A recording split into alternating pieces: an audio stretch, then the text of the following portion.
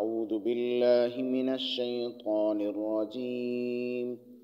بسم الله الرحمن الرحيم.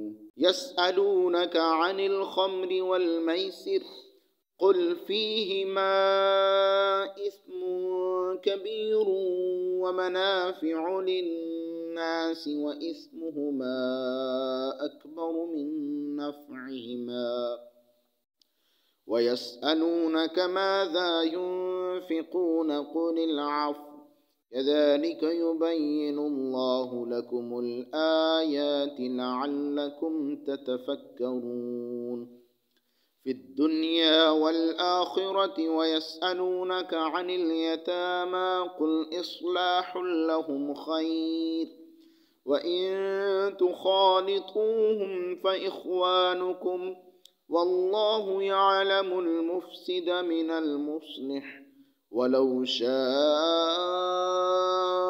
الله لأعنتكم إن الله عزيز حكيم. ولا تنكحوا المشركات حتى يؤمن ولأمة مؤمنة خير من مشركة ولو أعجبتكم ولا تنكحوا المشركين حتى يؤمنوا ولعبد مؤمن خير من مشرك ولو أعجبكم أولئك يدعون إلى النار والله يدعو إلى الجنة والمغفرة بإذنه ويبين آياته للناس لعلهم يتذكرون. أعوذ بالله من الشيطان الرجيم. بسم الله الرحمن الرحيم. يسألونك عن الخمر والميسر قل فيهما اسم كبير ومنافع للناس واسمهما أكبر من نفعهما. آمنت بالله صدق الله العظيم. رب اشرح لي صدري ويسر لي أمري واحلل عقدة من لساني يفقهوا قولي. الصلاة والسلام عليك يا رسول الله وعلى آلك وأصحابك يا محبوب رب العالمین. آج کا ہمارا درس سورہ البقرہ شریف کی آیت نمبر 219 اور 220 پر مشتمل ہے. ان دو آیات تجربات میں اللہ تعالیٰ نے 3 چیزوں کا ذکر فرمایا ہے. ایک شراب اور جوے کے متعلق کچھ تبصرہ کیا گیا. دوسرا اللہ کے راستے میں خرچ کیا کرنا ہے، اس کے متعلق ایک اصول بتایا گیا. اور تیسرا یتیموں کے ساتھ تمہارا کیا رویہ ہونا چاہیے، بالخصوص ان کے مال کے حوالے سے. یہ بات ذکر فرمائی گئی ہے.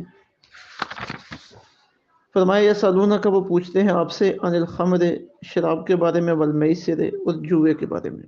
قل آپ فرمائیے، فیہما ان دونوں میں، اسم کبیر بڑا گناہ ہے، ومنافع اور کچھ فائدے بھی ہیں، للناس لوگوں کے لیے، واسمہما اور ان کا گناہ، اکبر بہت بڑا ہے، من نفعہما ان کے فائدے سے.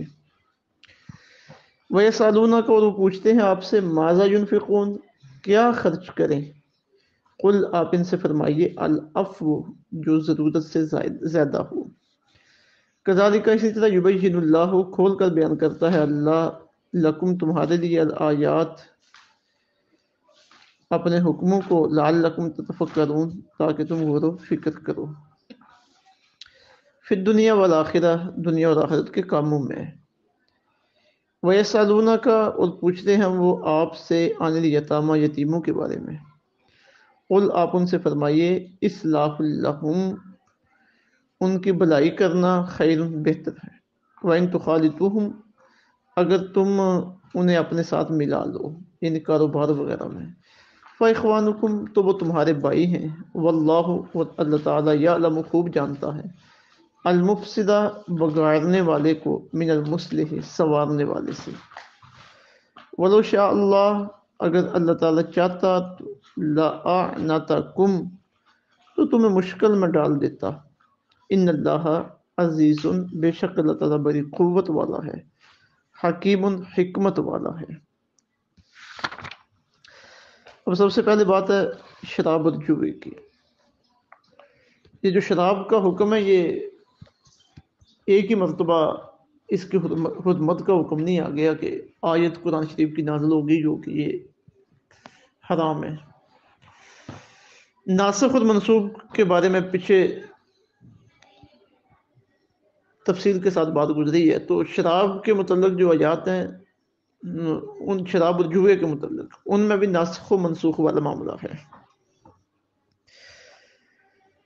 اب اس کی جو صورتحال ہے وہ یہ کہ چونکہ شراب اور جوا یہ عرب کلچر کا حصہ تھے اور لوگوں کی طبیعتوں میں رچ بس چکے تھے، اب یہ کیسے ممکن ہے کہ حکمتوں والا دین ایک ہی وقت میں اس طرح کے بڑے معاملات کو مٹائے کہ جس کہ وہاں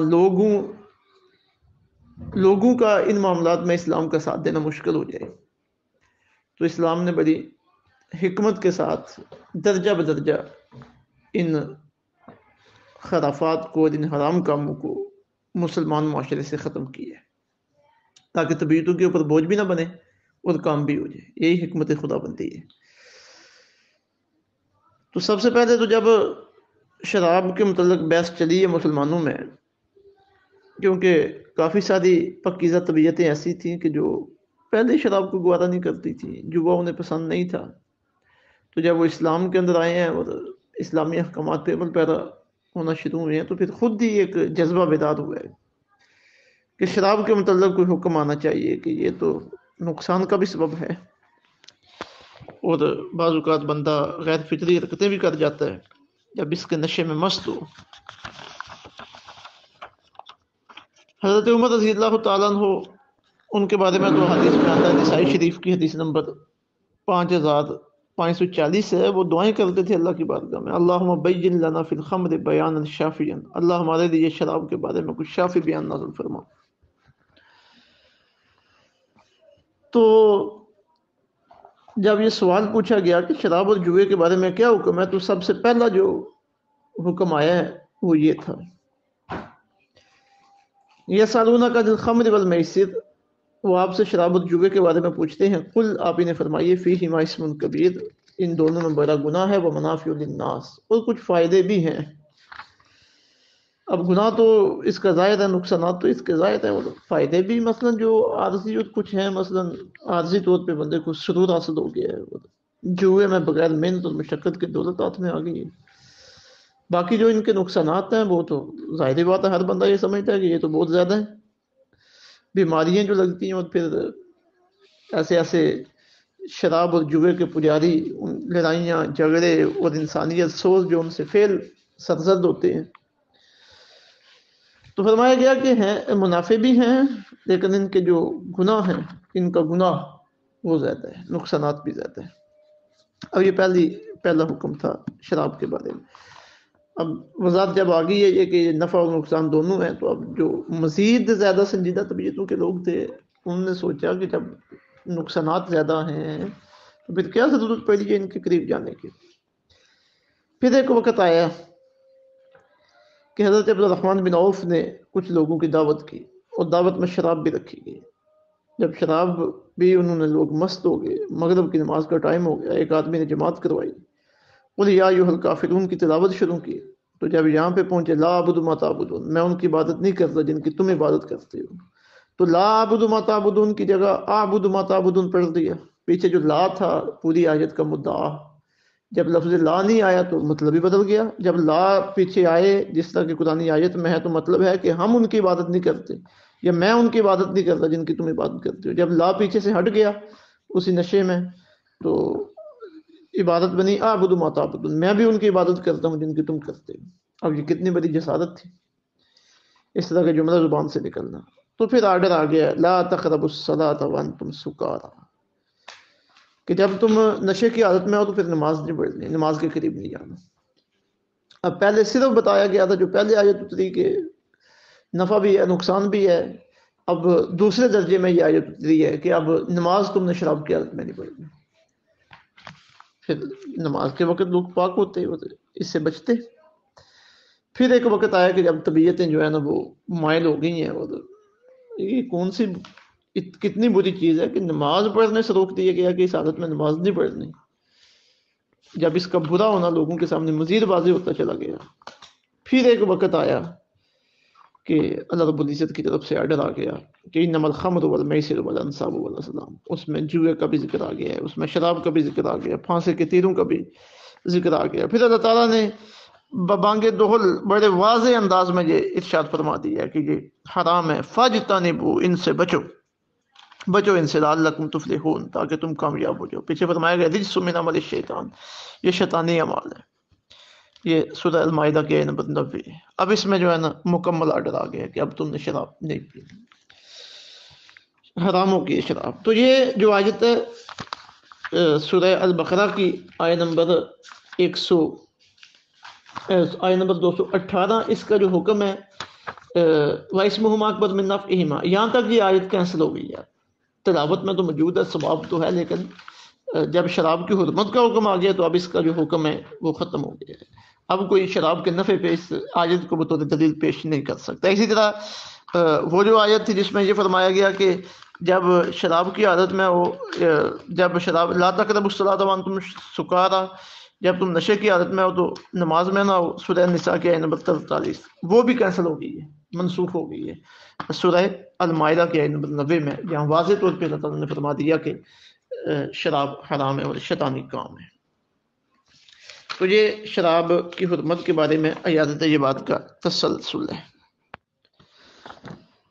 شراب کے بارے میں آقا علیہ الصلوۃ والسلام کی حدیث طیبات میں بھی بڑی تنبیہ موجود ہے. حضرت عبداللہ ابن عمر رضی اللہ تعالیٰ عنہ سے مروی آقا علیہ الصلوۃ والسلام ارشاد فرماتے ہیں ثلاث قد حرم اللہ علیہم الجنہ، 3 لوگوں پر اللہ تعالیٰ نے جنت کو حرام فرما دی ہے. مدمن الخمر، ان میں سے ایک شراب پینے والا ہے، والعاق، والدین کا گستاخ ہے، والدیوس، اور دیوس بے غیرت آدمی ہے، الذی یقر فی اہلہ الخبث، وہ آدمی کہ جس کے گھر کی خواتین کے پاس غیر محرم لوگ آتے ہیں لیکن وہ انہیں روکتا نہیں ہے.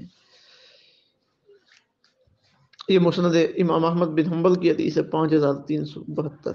اور ایک حدیث میں آقا علیہ الصلوۃ والسلام ارشاد فرماتے ہیں ایاک والخمر فانھا مفتاح کل شر، یہ سنن کبریٰ شریف کی حدیث نمبر 14777 ہے. فرمایا تم شراب سے بچو کیونکہ وہ ام الخبائث ہے.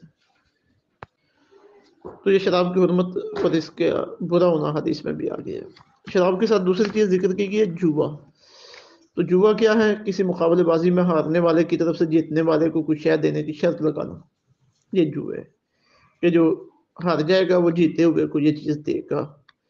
تو اب جوا جو بھی ہو یہ ناجائز ہے. ہاں اگر کوئی تیسرا آدمی جیتنے والے کو انعام دے تو یہ تو جائز ہے. تو جس طرح شراب گناہ کبیرہ حرام میں قطعی ہے، اس طرح جوا بھی گناہ کبیرہ حرام میں قطعی ہے. اور شراب اور جوے کو جو جائز سمجھے وہ کافر ہے، دائرہ اسلام سے خارج ہے.